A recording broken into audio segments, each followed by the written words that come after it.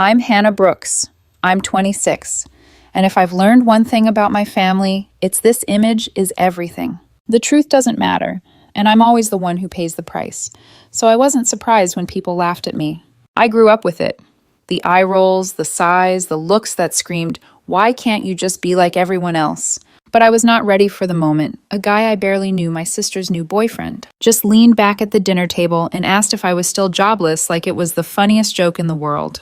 Everyone laughed. My dad even nodded like he agreed, and for a second I almost just let it go. I almost just took it like I always do. But the thing about being humiliated is that sometimes you just hit your breaking point. And sometimes the guy who acts like he knows it all accidentally says one little thing that tells you exactly who he is. Because while he just kept talking, acting like he was so much smarter than me, he mentioned something that just didn't add up, something that made my heart stop, something he absolutely should not have said in front of me. But I didn't call him out that night. I didn't raise my voice or argue. I just sat there and watched him talk. I let them all have their big laugh. I just waited for the right moment when his own words would come back to bite him. And when they did, their faces went white. Before I tell you what he said and what happened after I walked out, tell me what time it is for you and where you're watching from. I'm really curious to see how far this story gets. So the dinner was on a quiet Sunday evening. I was driving over to my parents' place and I could already feel that tight knot in my stomach. It's the kind I always get when I turn into their neighborhood.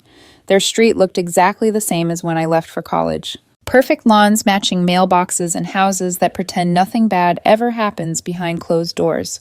The whole perfect picture was still there. I parked, took a deep breath, and walked inside.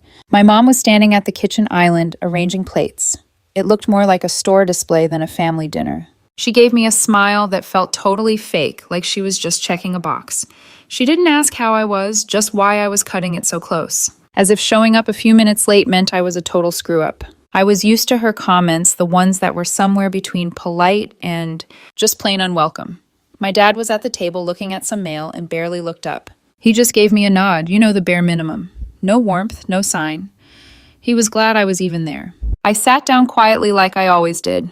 A few minutes later, my sister walked in with a perfect smile plastered on her face, and right behind her was her boyfriend, Ryan Thompson, the guy who had them all wrapped around his little finger. It was the first time I'd seen him with the whole family. He walked with this confidence that felt like a performance, like he was auditioning for a part he already knew he had. My parents' faces lit up the second he walked in. They sat up straighter. They smiled bigger. I didn't need anyone to spell it out for me. He was totally the guy they'd want in the family. We sat down and the talk just happened around me, not with me. I just listened to my mom ask Ryan about his week. She was laughing way too hard at his boring stories. My dad pushed him to talk more about his job, nodding like he knew what was going on. My sister was just glowing. So happy the attention was all on Ryan, just like that. It was like they were all in some play, and I didn't get a script. And I didn't want any part in it. I just kept my head down and ate my food. But you couldn't ignore the feeling in the room. My mom kept looking over at me like she was waiting for me to say something impressive. My dad looked relieved every time I just stayed quiet.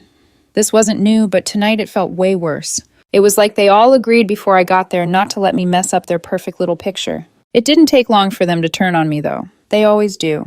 It wasn't because they were curious, it's just what they do. My family has this way of sizing me up while pretending to just talk, looking for stuff that proves they're right about me. They only care about the simple stuff: job titles, promotions, how much you make. Stuff they can brag about to their friends. Anything else is like a step back. So when it happened, it was quiet, but I knew it was coming. Ryan turned to me with that look. I've seen it a million times on people who think they have me figured out. After watching me for like 2 minutes, he casually asked about my job. He sounded all light and friendly. Almost, but you could tell there was something else under it. He was sizing me up. He expected me to say something that fit whatever story he'd already made up about me. I just gave a simple answer, nothing more. And I watched his face change just a little. My mom moved in her chair and my dad's jaw got tight. Nobody said a word, but the silence made it clear how uncomfortable they were. My sister wouldn't look at me, just played with her fork. The whole room got tense, not because of what I said, but what they thought it meant. Ryan saw his chance when the mood changed. He leaned back a little, checking me out like he'd done it 1,000 times before. Then he started talking about his new projects, his job, who he knows, spinning it all together to make himself sound super impressive and successful. My family was eating it up, hanging on every word, like it just proved he was everything they wanted. I just sat there and watched. I listened and I waited. Nothing big happened right then. No yelling, no fighting, nothing. Snorts. But it was the way he talked. The exact words he used, the companies he just dropped into the conversation. Something about it just felt off. It wasn't enough to say something right then, but it stuck with me. And by the time dessert came out, I knew I wasn't going to forget it. The vibe changed as the night started to wind down. It felt like it was all planned, like we finally got to the scene everyone else was waiting for. The talking died down, plates were empty, and the laughing turned into just a low hum. And that's when Ryan leaned in a little. He looked around the room, all smug, like he was ready for the spotlight again. I could feel it coming. He'd been working up to this all night. He started with a comment about ambition, vague enough to sound innocent, but pointed enough that I knew it was for me. He said it with a smile, but the real meaning was sharp as a knife. My mom laughed first, that quick, polite laugh she does when she wants to push the conversation a certain way. My dad just chuckled like he agreed. My sister gave him a tight little smile that didn't reach her eyes. His next shot was smoother, more direct. Ryan brought up people who just drift between projects. People who take their sweet time, finding their purpose. People who don't have a real job, but talk a big game. The table laughed again, but louder this time. I felt every laugh. It was the same old sting. Making fun of me was their way of bonding. They were having a good time because they knew I wouldn't fight back. I didn't say anything. Not yet. Staying quiet was always my defense. It meant I didn't give them the drama they wanted. Then Ryan turned right to me. He didn't have to say my name. It was totally obvious what he was about to say. He asked if I still had a lot of free time these days. A soft little phrase that was just another way of calling me what they always did. Unemployed. He said it so casually that he could deny it later, but it was obvious enough that my parents shot each other a look. My mom let out a little sigh, a really controlled one, like she'd just been waiting for this to happen. My dad put his hand on his wine glass, swirling it around like he was getting ready to give me a little lecture. I could feel my face get hot, not because I was embarrassed, but because this whole scene was so damn predictable. It always goes down like this. Someone makes a dig, everyone laughs, and if I get upset, then I'm the one ruining the night. It was Snorts, the same old script. We've done this play so many times there's no way it's an accident. Ryan kept talking, going on about stability, success, and work ethic. He sounded like a professor talking to a class that was hanging on his every word. My family was eating it up with a spoon, nodding along, buying into this perfect version of him they wanted. My sister was looking at him like he was the greatest thing she'd ever brought home to meet the family. I was watching him too, but I was seeing something else. I knew something in his perfect story wasn't adding up. As he started getting into the details of his job, I caught the first thing that sounded wrong. It was small, something most people wouldn't even notice. He mentioned doing a specific kind of analytical review, but it was the kind of thing that didn't match the department he said he worked in. It struck me as weird, but it wasn't enough to call him out. I just filed it away. My mom heard something else he said and gave him this proud smile, saying that some people at the table could learn from his attitude. My dad mumbled that he agreed. It wasn't exactly subtle. It was the same message I've gotten 1,000 different ways my whole life. Contribute more, do more, be someone we can show off.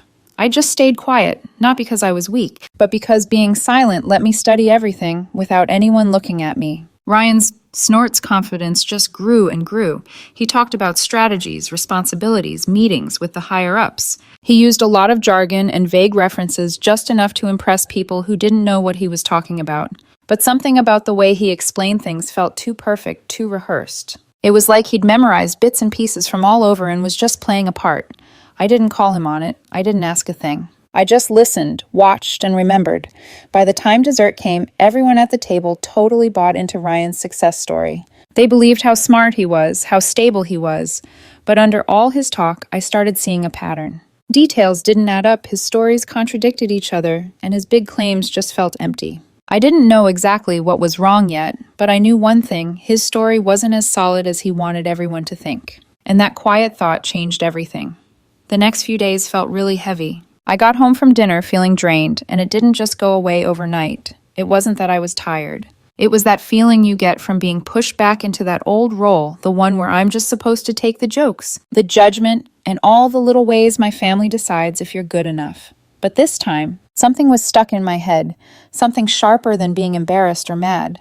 It was curiosity, the kind that doesn't let go. The first lie I caught at dinner was still playing in my head the next morning, just looping over and over while I made coffee. Ryan described job duties that don't even exist in the department he claimed to work in. At least not from what I know from my own experience in that field. At first, I just figured he was exaggerating to impress my parents. But the more I thought about it, the more the pieces just didn't fit.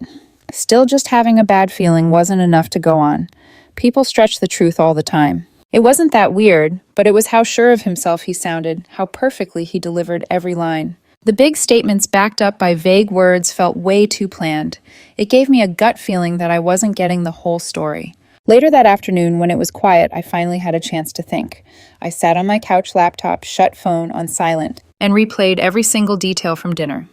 The way my mom leaned in when Ryan talked, the impressed nod from my dad, the way my sister sat up straighter every time he bragged about something. And mixed in with all of that was how they completely ignored me the second Ryan painted me as some loser with no direction. That part shouldn't have bothered me. I stopped looking for their approval a long time ago. But it wasn't their reaction that stuck with me. It was how confident Ryan was, telling a story that totally changed the feeling in the room. A story he backed up with things that didn't match who he claimed to be. So I started with the first easy step research. I didn't do any deep digging at first. Nothing invasive. I just looked for public information. Basic stuff like work records, company info, names of the boss's projects they'd done. Nothing was off limits. It was all out there for anyone who bothered to look. And the funny thing is, what I found didn't prove anything was wrong, not right away. On paper, everything looked exactly like the story Ryan was selling. But the details he talked about at dinner weren't anywhere. Not in job descriptions, not in team charts, not in any project updates. It was all stuff from different jobs, different departments, completely different offices. Still, I tried to give him the benefit of the doubt. I thought maybe he works on special projects with other teams. Maybe he's got duties that aren't listed online. Maybe he was just stretching the truth a little. But the more I dug into it, the bigger the holes in his story got. A day later, I hit up someone I knew from an old job. I didn't use any names. I didn't explain the situation. I just asked a basic question about how their analytics department works. The answer came back fast. It was clear, detailed, and it proved Ryan's story from dinner was a complete lie. That's when I stopped being just curious and started being determined. I didn't know what I was looking for, not yet, but I knew exactly where to start digging. You don't see a pattern like this all at once. It shows up piece by piece in all the little things that don't add up, and they just get louder and louder. Ryan's stories were too polished. He used phrases that sounded rehearsed, not like things he'd actually experienced. And his stories always changed a little depending on who he was talking to. I spent the next night going over everything again. This wasn't me being paranoid. It wasn't jealousy. And it wasn't just because he'd insulted me, it was my gut. The same gut feeling that helps me with my own work. The one that tells me when something's off, even if it's just a tiny detail. By the end of the day, something just clicked. Ryan wasn't just a guy who exaggerated. He was an actor. And when actors are just reading from a script, the truth always comes out the second they're off stage. I didn't say a word to anyone. Not my family, not my sister, and definitely not Ryan. I didn't tell a soul what I was up to. I didn't even drop a hint. I just let my questions guide me. I knew the answers would turn up if I just followed the trail of lies. And even though I didn't know it then, everything that happened next started with that one decision to just look a little closer. The next step kind of just happened. I didn't even really plan it. It started with a simple text to Nathan Nguyen, a guy I'd worked with on a contract job a while back. Nathan was the type who remembered all the small stuff, the type who could find information without leaving a trail.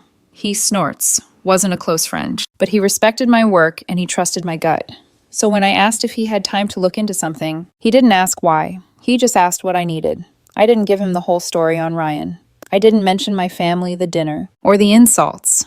I kept it professional, just a name, a company, and a few vague questions about his work history. Nathan said he'd check it out, that it might take a day or two, and that was good enough for me. I put my phone away after that and made myself step back from it at least for a minute. But getting some distance didn't make my mind go quiet. I just kept replaying everything I'd seen. There was a clear pattern to Ryan's behavior. But being away didn't help. My mind kept going over everything I'd seen lately.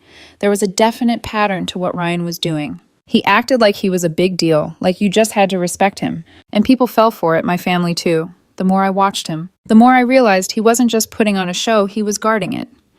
The smooth confidence, the perfect stories, the way he dodged questions, it all felt rehearsed, like he'd practiced every move before he met anyone. It didn't make me mad. It just made me more focused. Later that night, Nathan texted. He'd found something weird in some public records. Nothing illegal or scary, just strange. Ryan's name was on the paperwork for some small consulting firm. It was registered to a virtual office address. The company didn't have a website, no list of employees, no history of any work. It only existed on paper. I wasn't surprised to find it, but it made me want to dig deeper. I mean, people set up small LLCs all the time. But when a guy's bragging about his big shot job at a major firm, but secretly has his name on a shell company that does nothing, you start to wonder what he's really up to. It felt like he was doing something on the side, something he didn't want anyone to know about. I told Nathan to dig deeper, and he didn't even pause.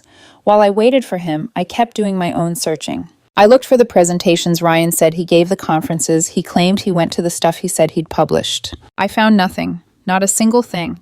Not even in those random corners of the internet where you can usually find that kind of stuff. Every claim he made looked good on the outside, but was completely empty on the inside. Like a fancy shop with nothing on the shelves. The more I looked, the more the lies just piled up. The next day, Nathan sent a bigger update. He'd traced small payments into the shell company random deposits made over several months. The amounts were always different, but they all seemed to come from personal accounts with different names. There was zero proof of any real business.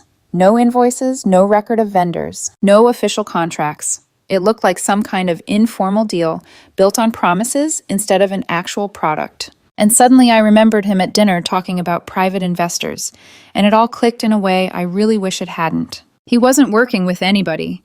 He was just quietly taking money from people who probably trusted him because he sounded so convincing. I didn't want to jump to conclusions. I wasn't ready to say he was a criminal. But the pattern was obvious. Ryan wasn't the guy he pretended to be.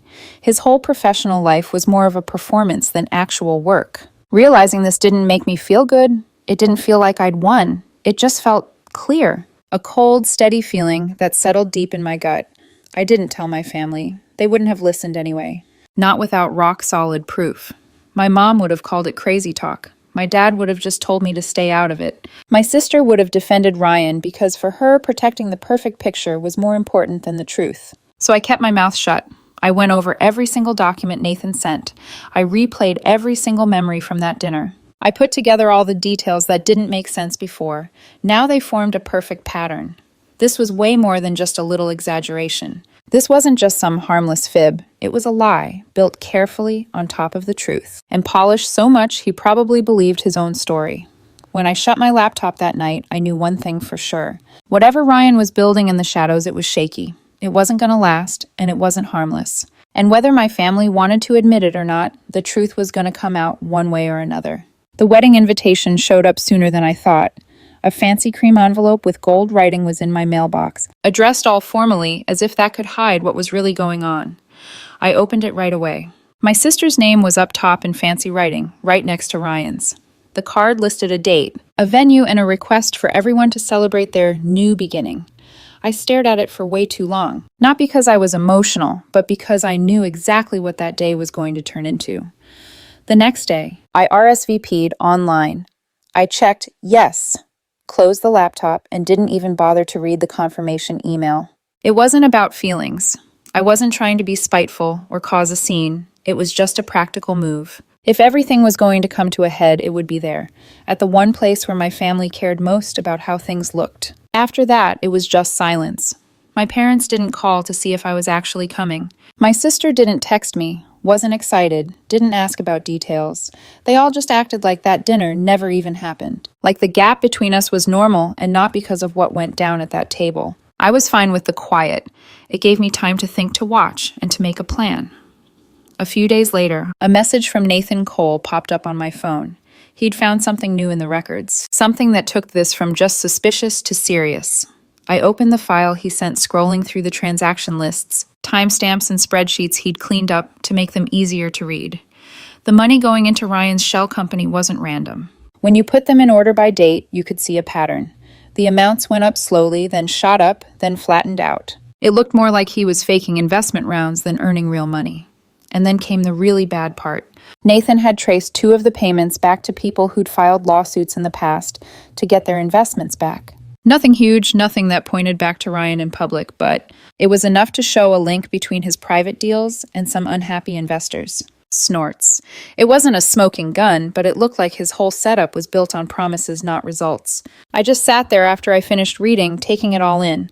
I was surprised at how calm I was. This wasn't just about exposing him anymore. It wasn't even about saving my family from being embarrassed.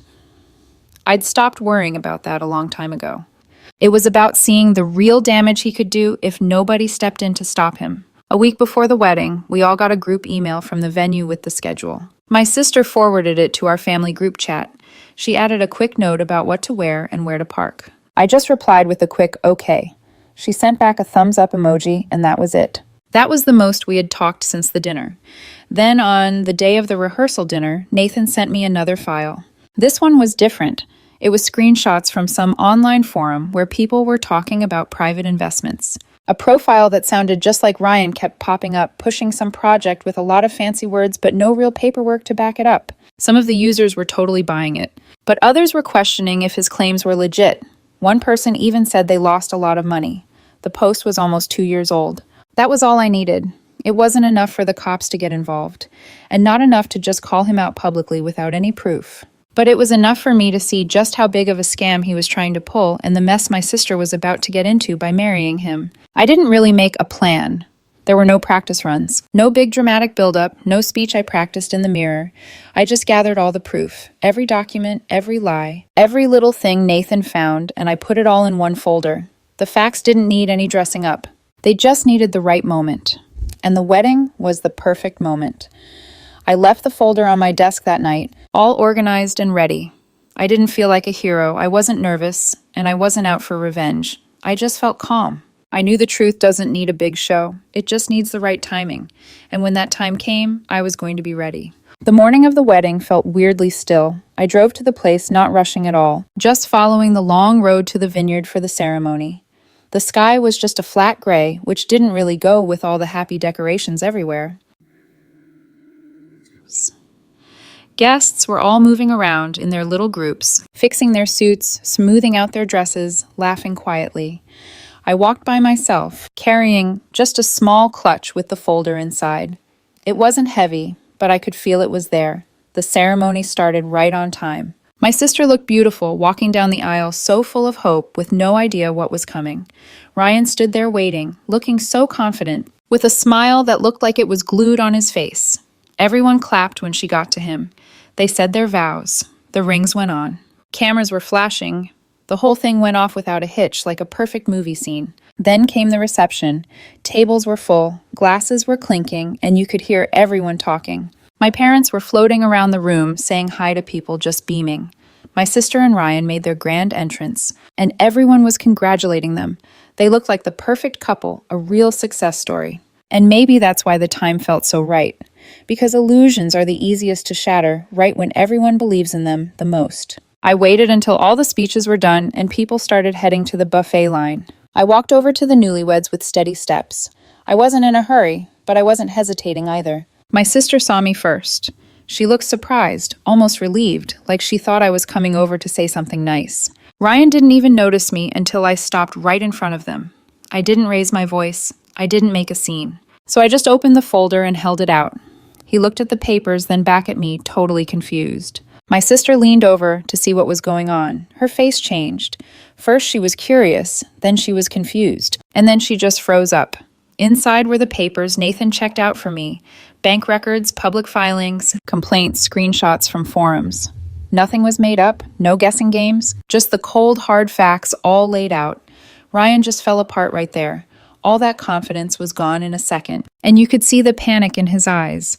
He couldn't hide it. His jaw got tight and his face turned red. He tried to make excuses, but they didn't even make sense. My sister took a small step back. She was barely breathing. The guests started to notice something was wrong, and everyone started whispering. My parents came over. They looked annoyed at first. Then they saw the papers and got scared. I didn't say a thing. I didn't accuse him. I didn't list off what he did. I just said one thing. I was calm. I was clear. You should know who you married. The room went dead silent. It was worse than any fight I could have started. Ryan's reaction said it all. He got defensive, tried to say the proof was fake and couldn't come up with a good story. Every word out of his mouth just dug him a deeper hole. My sister just stood there watching him completely fall apart. The perfect guy she thought she loved was gone right in front of everybody. And my parents, they did exactly what I knew they'd do. They blamed me. My mom said I was trying to ruin her big day. My dad said I was just making it all about me. I wasn't surprised at all. It was the same old story. They always took the side of whoever seemed more confident. I didn't stick around to argue. I wasn't waiting for them to say I was right or to apologize. I just stepped away from the little crowd forming around them, walked right past all the tables and went for the door. Nobody came after me. Not my parents, not my sister, and definitely not Ryan. He was too busy trying to save face. When I got outside, it felt like I could finally breathe. I got to my car, tossed the empty folder on the passenger seat, and just sat there for a minute, letting the noise from the party fade away. I didn't feel like I'd won. I didn't feel bad about it. I just felt clear. It was a feeling I should have had a long time ago. Cutting them off wasn't some big drama. It didn't even hurt. It just had to be done. As I drove off, I finally realized something I'd been fighting for years. Sometimes your own family isn't the one that has your back. Snorts. Sometimes they try to put you in a box that you're just too big for, and sometimes leaving isn't giving up. It's about having some self-respect. So if you've listened to this whole story, thanks for sticking with me. Before you go, let me know in the comments, what do you think is harder, speaking up or walking away?